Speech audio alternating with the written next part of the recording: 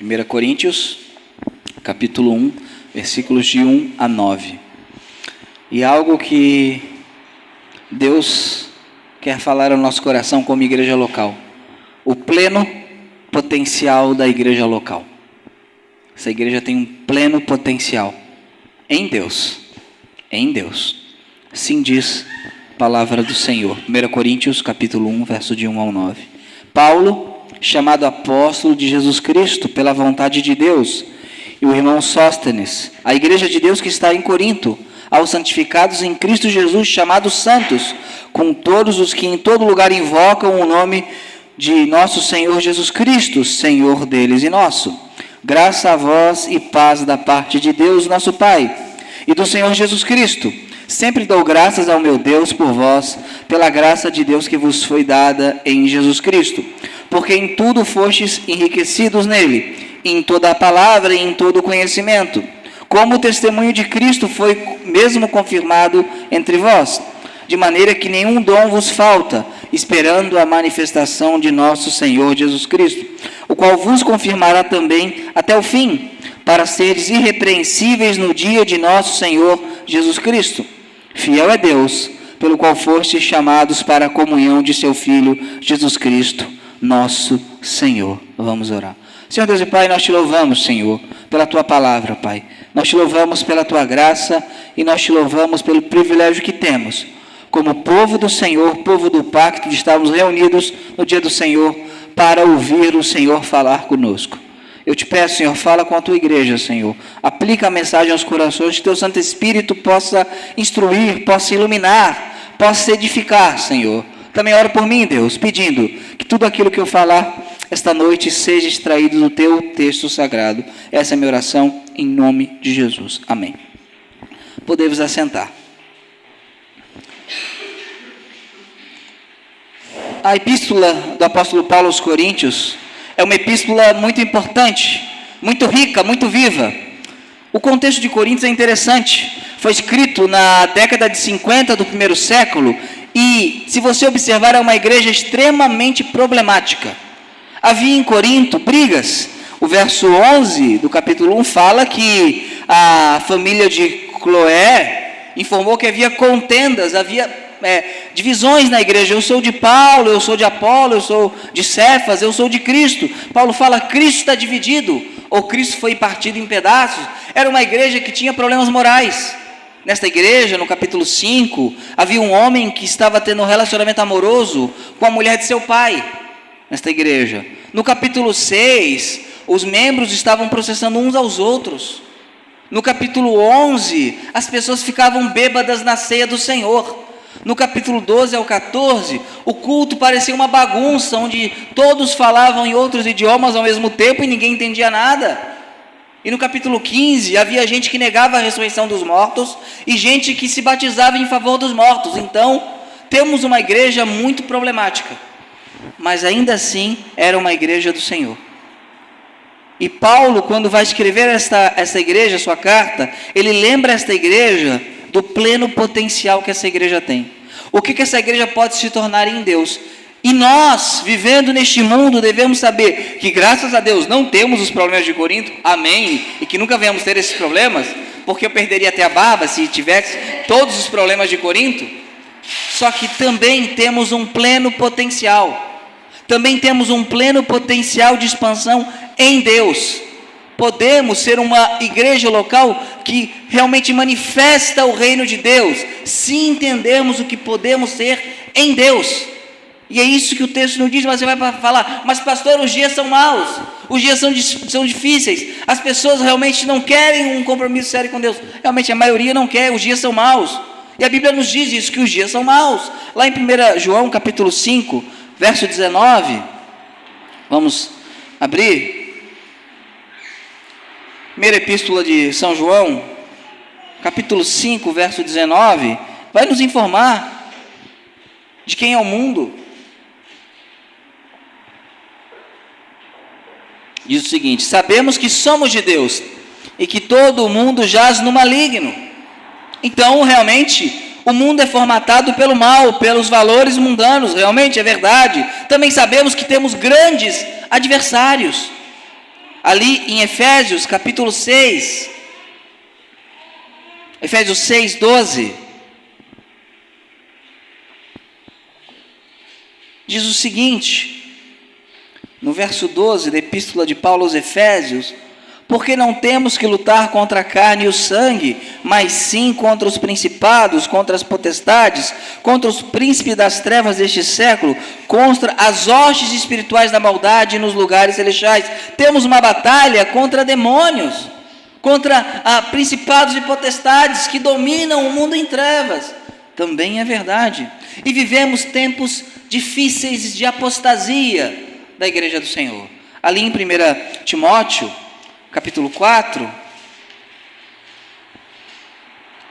Paulo está dando uma informação que o Espírito diz expressamente a ele. Diz o seguinte, 1 Timóteo capítulo 4, verso 1: mas o Espírito expressamente diz que nos últimos tempos apostatarão alguns da fé, abandonarão a fé, dando ouvido a quem?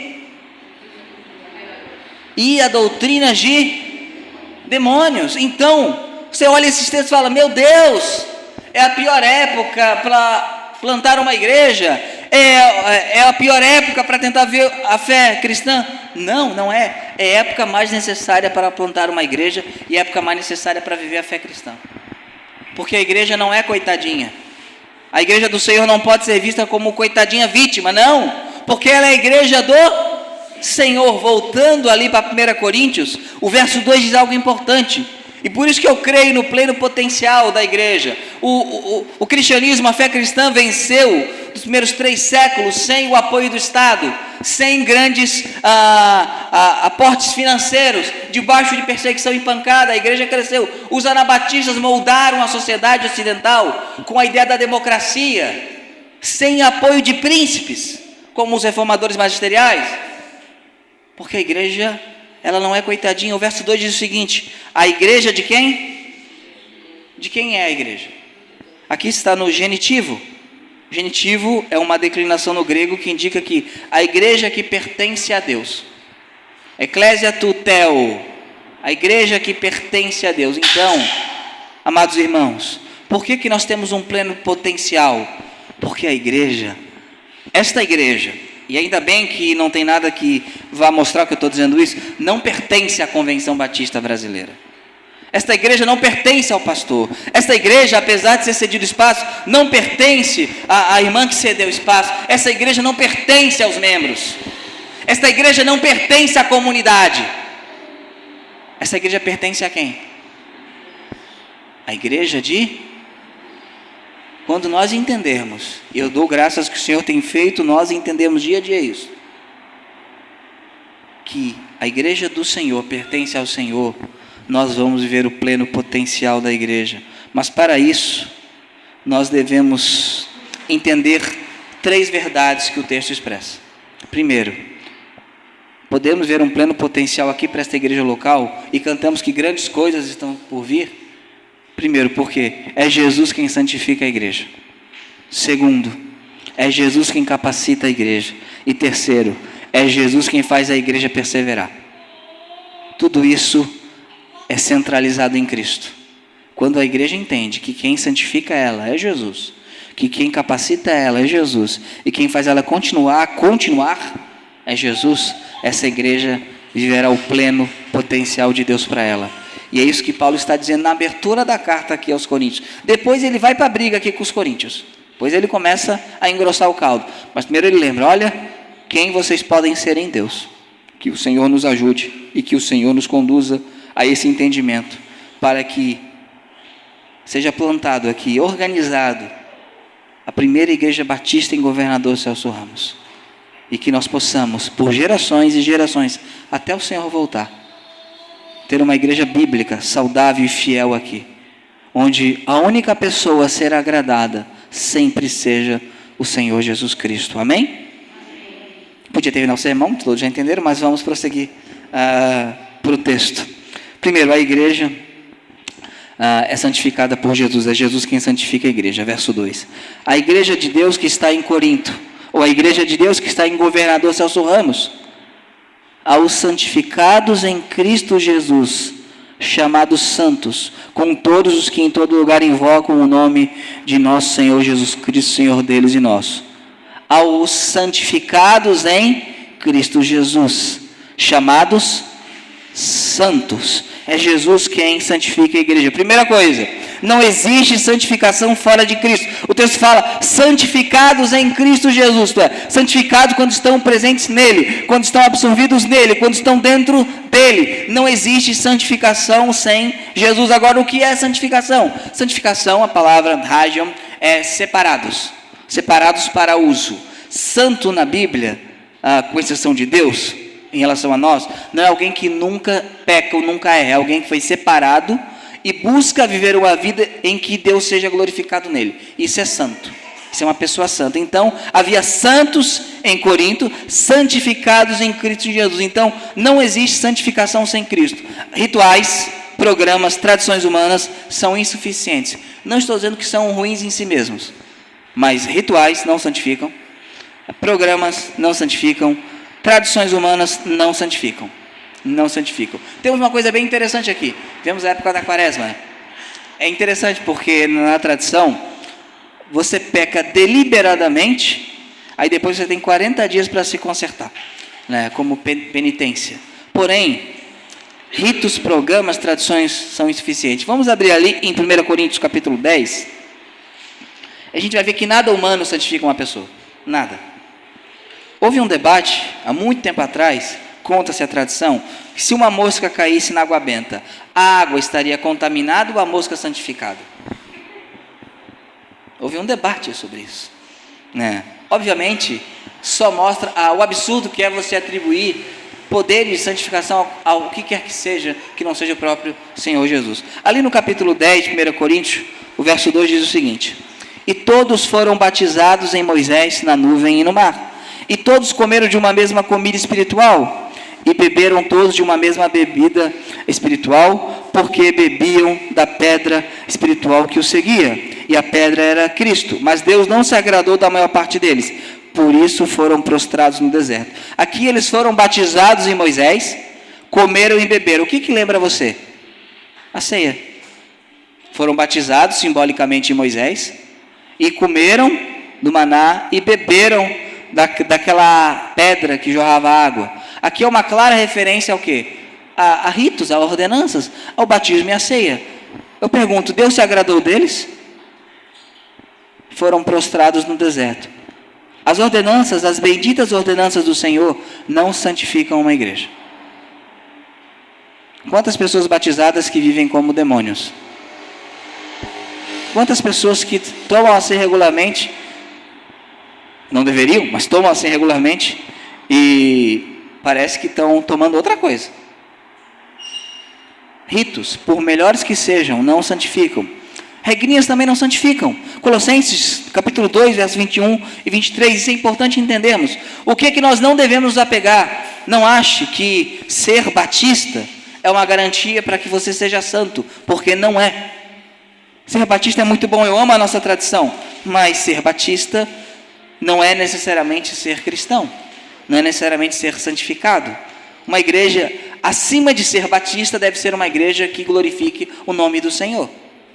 Ali em Colossenses capítulo 2, versículos 21 ao 23, diz o seguinte: não toqueis, não proveis, não manuseeis as coisas quais todas perecem pelo uso, segundo os preceitos e doutrinas dos homens, as quais têm, na verdade, alguma aparência de sabedoria, em devoção voluntária, humildade, em disciplina do corpo, mas não são de valor algum, senão para a satisfação da carne. O que Paulo está dizendo aqui? Olha, essas regrinhas inventadas pelos homens, que Deus não disse, elas até parecem que têm alguma aparência de sabedoria. Né? Devoção voluntária, a palavra aqui é culto inventado para si mesmo. Inventei um negócio, digo que Deus se agrada. Inventei da minha cabeça.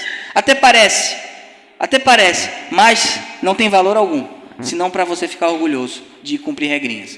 Significa o seguinte, que se nós queremos o pleno potencial da igreja do Senhor aqui, entendamos, regrinhas humanas, programas humanos, tradições humanos, ritos, não vão nos santificar.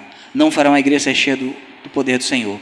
Não estou dizendo que programas, regras, tradições não são importantes, mas sempre abaixo do Senhor Jesus. Agora, de que maneira somos santificados? De 3 maneiras. A primeira maneira é posicionalmente. Ali o verso 2, voltando para 1 Coríntios.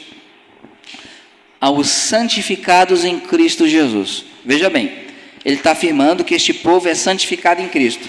A mesma igreja que tinha um cara que tinha um relacionamento com a madrasta, que um processava outro, que ficavam bêbados na ceia. Então, está dizendo o seguinte: santificados em Cristo Jesus. Há um aspecto da santificação, que é o posicional. Quando você se converte ao Senhor, quando você recebe Jesus Cristo, você automaticamente, na mesma hora, você é santo. Na mesma hora. Ali em Atos capítulo 20, verso 32, vamos abrir. Atos 20, 32. 20, 32.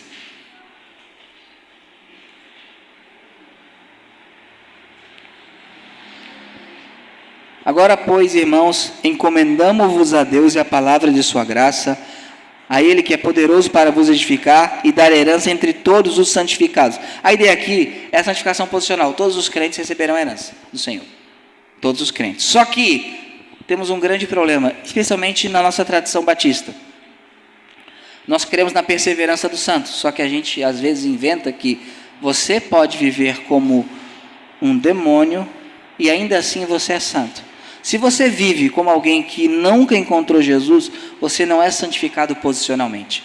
Porque a santificação posicional, embora seja algo que Deus faça, ela vai ter um reflexo na sua vida, que é a santificação progressiva. Por isso que o texto fala chamados santos, a ideia aqui de chamado é convocado, né? Cletos, convocados para serem santos. Deus não quer somente declarar que somos santos, Deus quer que nós vivamos de maneira santa, separada para Ele. Ali em Apocalipse, versículo 17, 14 e 17, e João 17, 17, primeiro Apocalipse, diz o seguinte, lembramos que é o mesmo autor.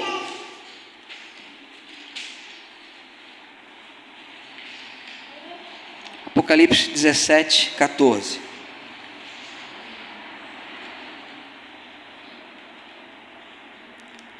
Estes combaterão contra o Cordeiro, e o Cordeiro os vencerá, porque é o Senhor dos senhores e o Rei dos reis. Vencerão os que estão com Ele, chamados e eleitos e fiéis. E ali em João 17, 17, há uma santificação progressiva, isto é, você tem a missão de se parecer mais com Jesus amanhã do que hoje. Mais com Jesus na terça-feira do que hoje, e na quarta do que hoje, progressivamente. Há uma missão que nos é dada. Quem faz isso? É o Senhor, por meio do seu Espírito e de sua palavra. João 17, 17 diz o seguinte: santifica-os na tua verdade. A tua o quê? Não existe santificação sem obediência às Escrituras. Quer ver uma coisa? Quais são os 2 grandes mandamentos ditos por Jesus? Agora, todo mundo fala isso, né? E a Bíblia fala. Como é que eu amo a Deus? Eu fico ouvindo borboletas quando escuto a palavra de Deus? Como é que eu amo o meu próximo? Que eu vou ter o mesmo sentimento do meu vizinho com minha esposa? Claro que não. Como é que se faz isso? 1º ao 4º mandamento. Seus deveres para com Deus. Do 5º ao 10º mandamento, seus deveres para com o próximo. Santifica-os na tua verdade.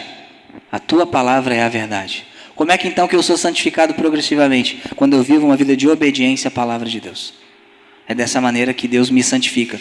Essa igreja precisa entender, nós precisamos entender como crentes no Senhor, que Cristo nos santifica progressivamente. Dia a dia, como igreja local, devemos crescer em santidade, para que cada vez mais a nossa vida espelhe a glória do Senhor, e aqueles que entrarem, aqueles mais imaturos, aqueles que sabem menos, possam ver em nós uma vida cristã, não somente aquilo que pregamos, mas como vivemos, como obedecemos. Então Deus possa ser glorificado e sejamos realmente chamados santos, não apenas posicionalmente, que é uma bênção, mas progressivamente. Só que ainda o velho homem está aqui, ele está crucificado, mas ele não está morto, ele quer sair dos pregos.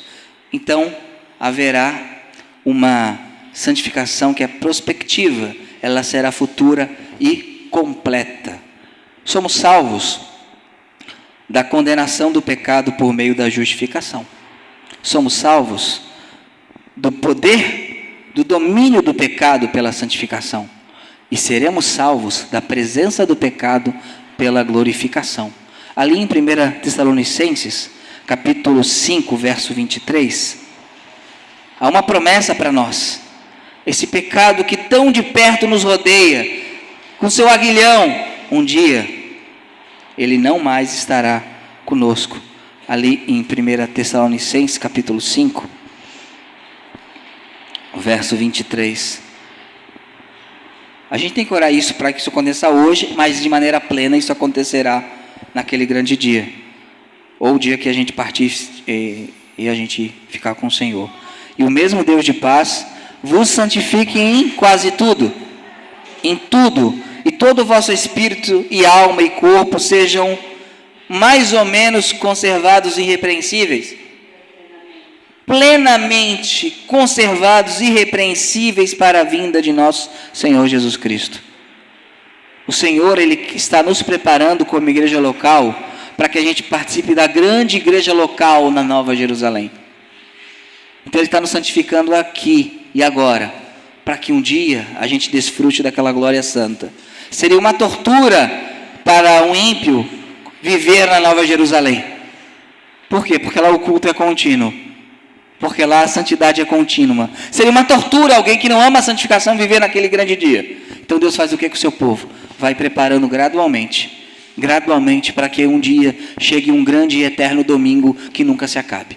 É isso que o Senhor tem feito com o seu povo. É isso que Ele faz conosco. Então, amada igreja do Senhor, nós podemos ser uma igreja plena.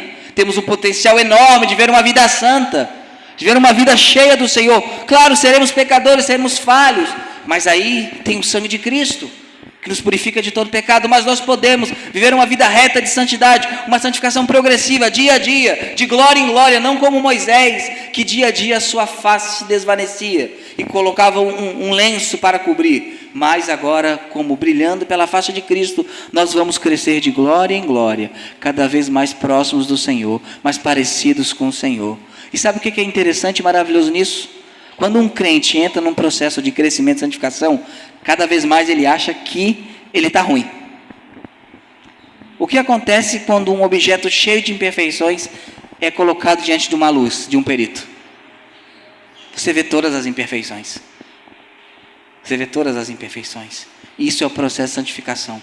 Então a primeira verdade do texto, essa igreja precisa entender o pleno potencial de Deus para ela, é que ela seja santificada em Cristo. Não ache que regrinhas vão santificar você.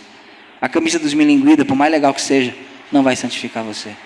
Se você seja um crente fiel com as ordenanças do Senhor, e tem que ser, isso não santifica sem Cristo. Não santifica. Não há poder no pão e no suco. Há trigo e frutose. Há poder em Cristo. A água do batismo, ela é molhada. O que santifica é o Espírito purificador, a lavagem da regeneração que o Espírito Santo coloca em nossas vidas. Então essa é a primeira verdade. Há uma segunda verdade também, que procede da primeira. Já que somos santificados, então somos capacitados. É Jesus quem capacita a igreja. O verso 4 ao 7 vai nos mostrar que temos um grande poder disponível a nós, como igreja local, para cumprir a nossa missão. Verso 4: sempre dou graças ao meu Deus por vós, pela graça de Deus que vos foi dada em Jesus Cristo. Primeiro ponto, com que somos capacitados inicialmente? Com aquilo que tem que ser inicial, que é a graça. Merecemos ser santificados? Merecemos que o Senhor nos use para a obra dele? Não. Merecemos que vidas sejam salvas através de nossa vida? Não. Então o que precisa em primeiro lugar? Graça. Graça.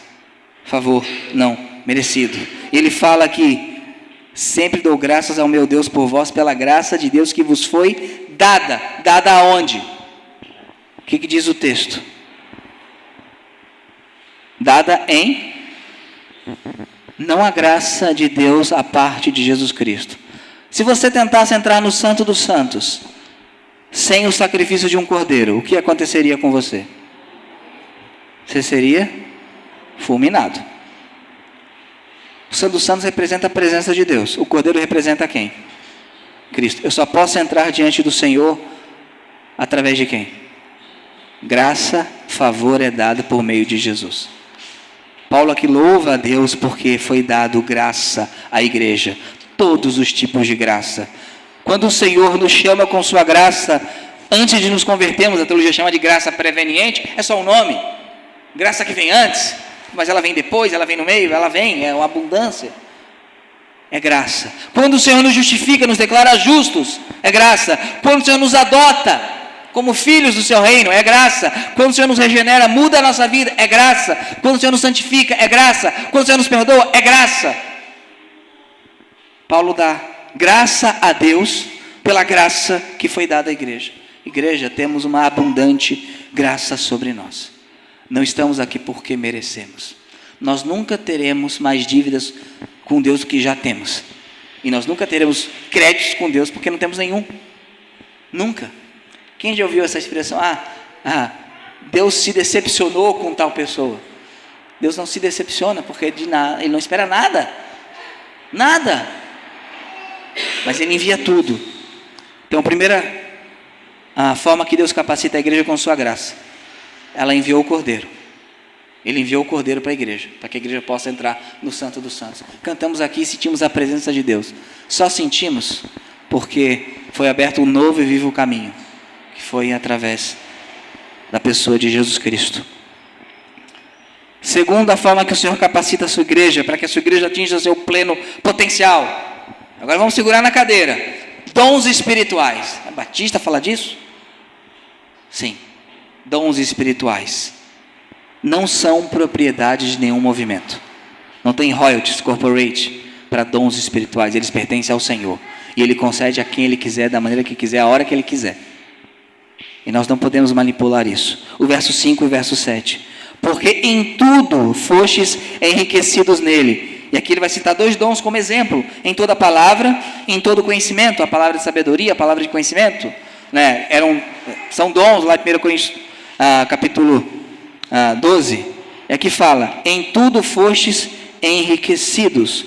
Plotizam, olha só, o pessoal pega esse texto, em tudo fostes enriquecidos. Então a igreja tem uma promessa financeira de ser rica. Só usa esse texto. Essa expressão em tudo fostes enriquecidos aparece outras 2 vezes aqui na carta. A gente vai ver 2 Coríntios, não nessa carta, mas para a mesma igreja, pelo mesmo apóstolo. 2 Coríntios capítulo 6, verso 10. 2 Coríntios 6, 10.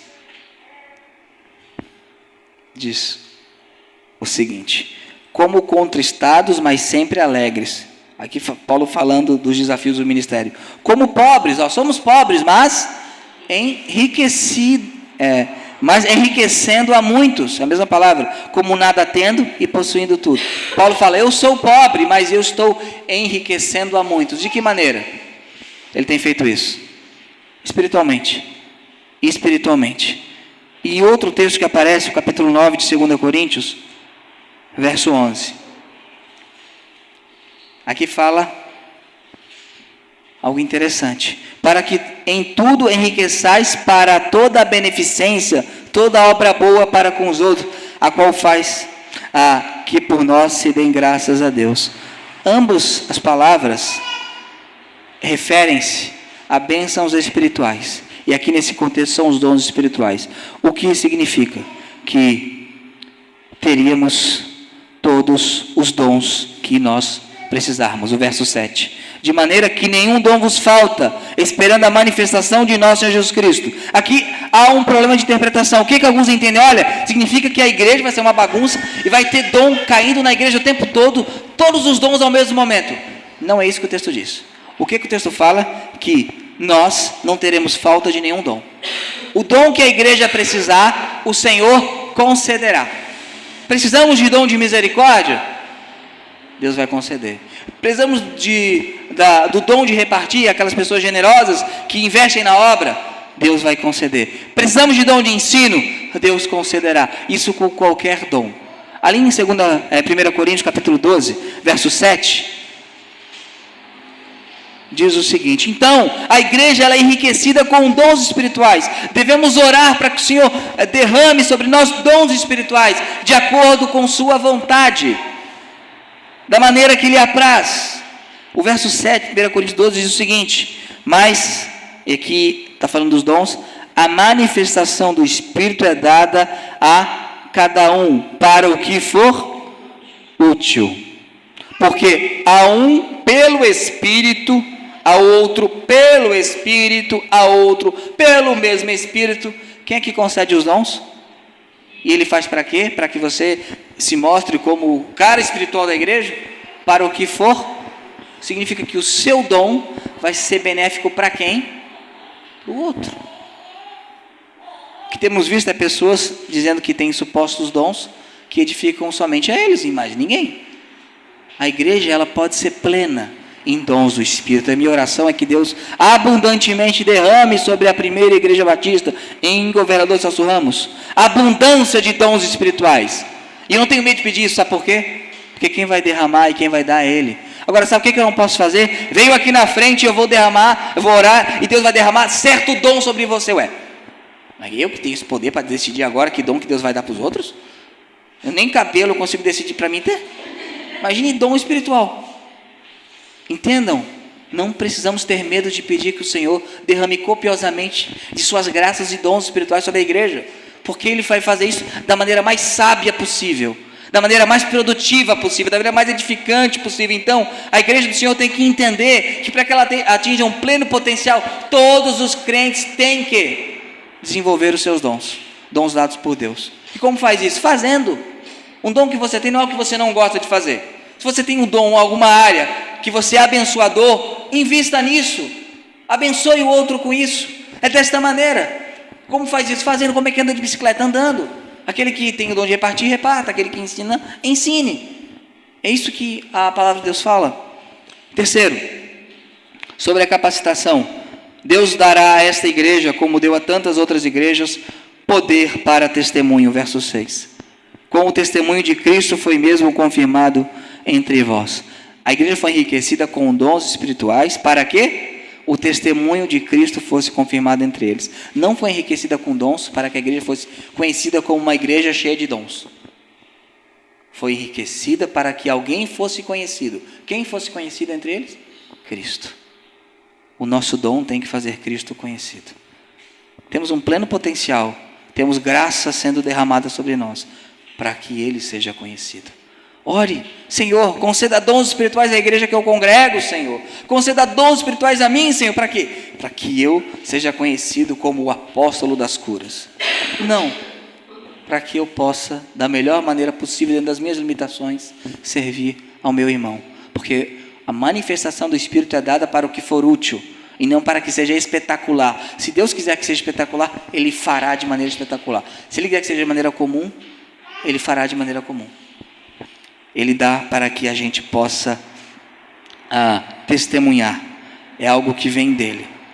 E a terceira verdade do texto. A primeira verdade, Jesus quem nos santifica. A segunda verdade é Jesus quem nos capacita. Perguntarem, a tua igreja crê em dons? Claro que crê. Como é que é lá? Lá os dons se manifestam à medida que o Espírito Santo vai concedendo. Se a pessoa discordar disso, a pessoa vai e conversa com o Espírito Santo e pergunta para ele, por que ele não está concedendo tal dom da maneira que eu gostaria que ele concedesse? É ele que faz isso. E a terceira verdade do texto, é Jesus que nos faz perseverar. Quem tem mais de 12 segundos de crente, já teve vontade de desistir. Já teve vontade de dar uma parada. Já ficou decepcionado com alguém. E alguém também já ficou decepcionado com a gente. Né? As pessoas decepcionam, é óbvio, geralmente animais não nos decepcionam. Pessoas nos decepcionam. Isso é comum. Para que a gente prossiga, e algo interessante, a gente entender, plantação de igreja, ser uma igreja bíblica, mesmo já plantada, requer perseverança. Muita perseverança. Ali em Atos capítulo 2, melhor dizendo,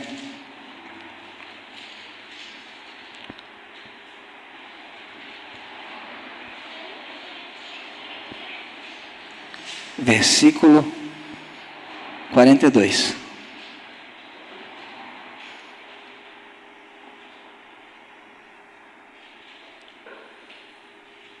E perseveraram na doutrina dos apóstolos.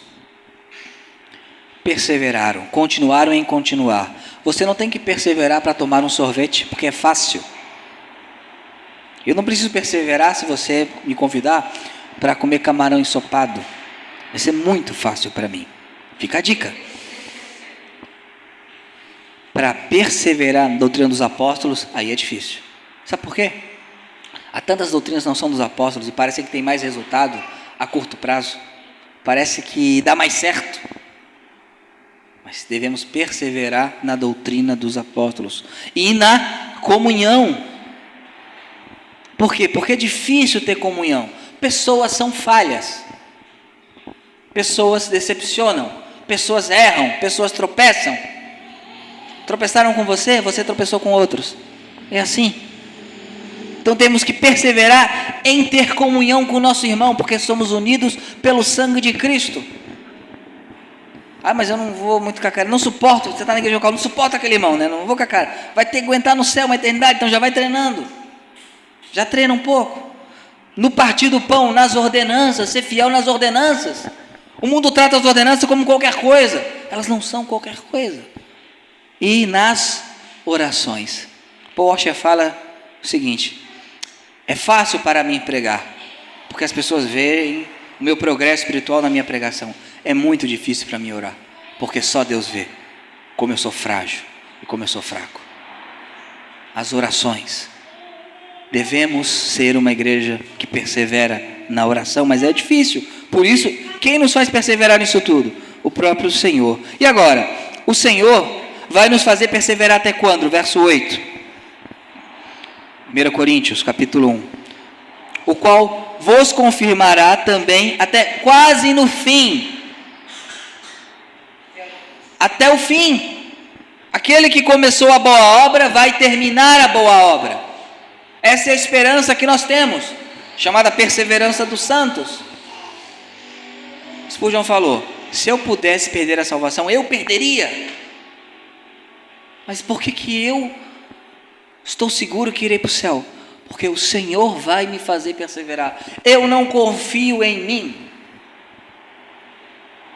Paul Washer também falou, uma vez perguntaram: você não deixa o seu filho adolescente sozinho na mesma sala que uma jovem adolescente? Ele falou: não, você não confia nele. Aí Paul Washer falou: eu não confio em mim. Adão habita em mim.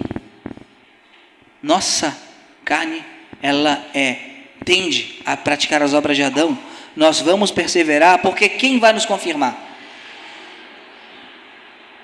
O Senhor Jesus, qual vos confirmará também até o fim. Agora, é interessante, de que maneira seremos confirmados? Como vamos perseverar? Para serdes irrepreensíveis. Vamos perseverar em santidade. Deus quer perseverar a sua igreja, não no charco do pecado, mas uma igreja que persevera em santidade. Por isso que o nome é perseverança dos santos, não perseverança dos ímpios. Alguns falam: então você crê então que salvação é tão segura, então eu posso fazer o que eu quiser. Pode, mas não vai para o céu assim. Nós vamos perseverar em santidade. Uma igreja deve perseverar em santidade, irrepreensível em Cristo. E por que vamos perseverar?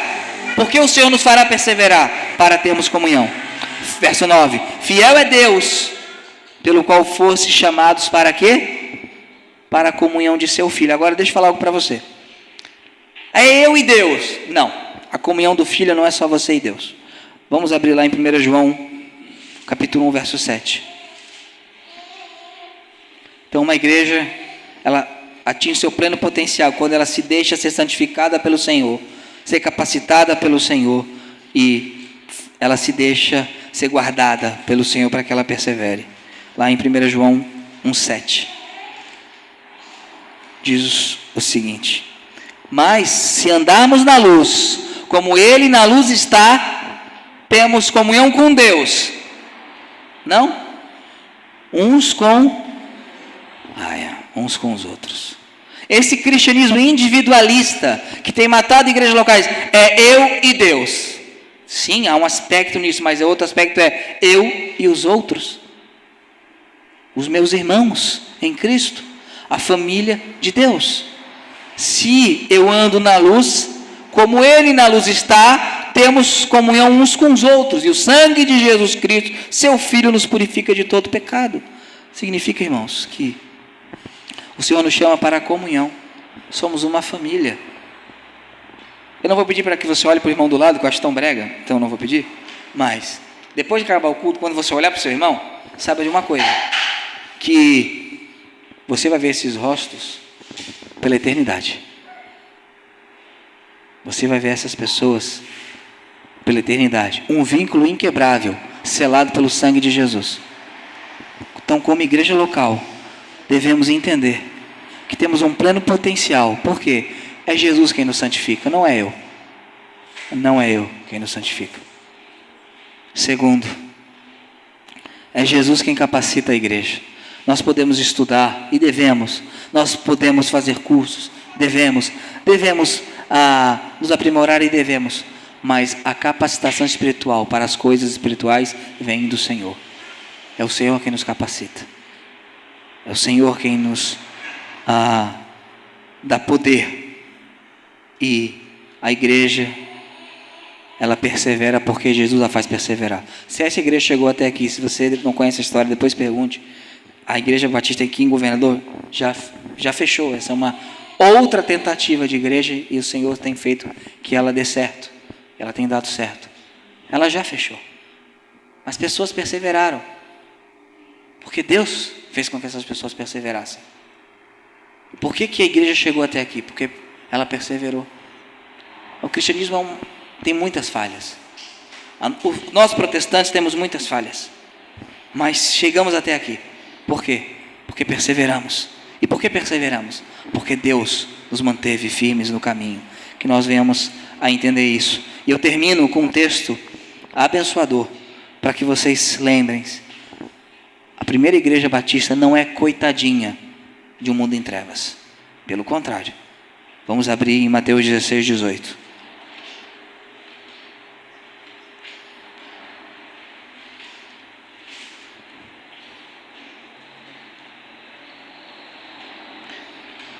Diz o seguinte: isso nos dá plena garantia que vamos avançar.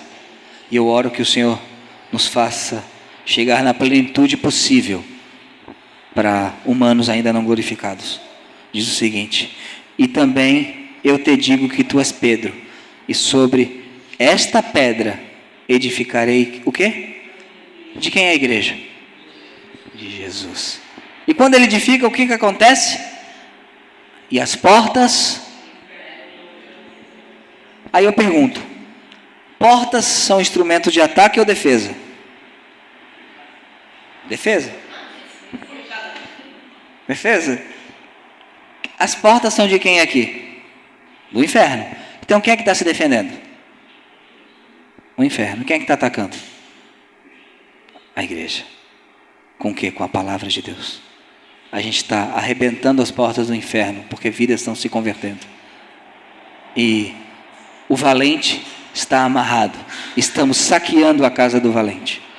A expressão está amarrado é com Jesus. Jesus falou, amarrou o valente para quê? Para que a gente vá lá e saqueie as coisas dele. Que a gente possa fazer isso. Não somos coitadinhos quando entendemos o pleno potencial que Deus reservou para nós. Amém? Vamos ficar em pé e vamos cantar um hino.